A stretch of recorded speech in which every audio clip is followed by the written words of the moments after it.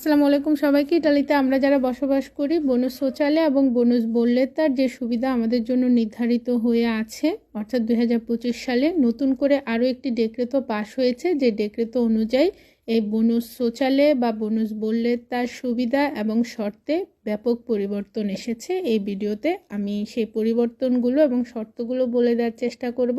অনুরোধ থাকবে ভিডিওটি শেয়ার করবেন, যাতে করে অন্যরা জানতে পারে এবং উপকৃত হতে পারে। মূলত সিডিএমএ বা মন্ত্রিপরিষদের নতুন একটি ডেক্রেতো পাশ হয়েছে।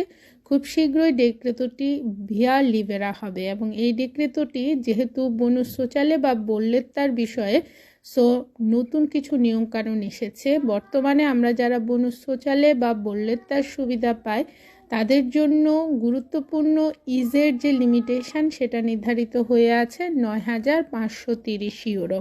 এই 9,530 ইউরো বা তার নিচে যাদের ইজে, তারা পূর্ব নির্ধারিত বোনাস সোচালের সুবিধা পাবেন। তার পাশাপাশি অতিরিক্ত নতুন ডেক্রেতো অনুযায়ী আরও 200 ইউরো সুবিধা পাবেন।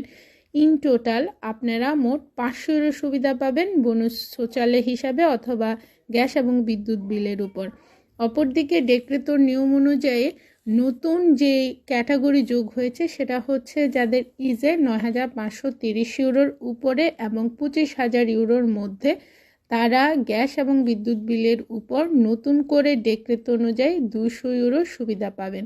এই ডেক্রেতোটি 2025 এবং 2026 সালের জন্য বোনাস বোল্লেতা অথবা বোনাস সোচালের সুবিধাভোগী কারা হবে সেই বিষয়ে আলোকপাত করেছে। ডেক্রেতোটি যখন ভিয়া লিবেরা হবে, ঠিক তখনই আমি আপনাদেরকে আরও কিছু গুরুত্বপূর্ণ আপডেট যদি থাকে জানিয়ে দেওয়ার চেষ্টা করব।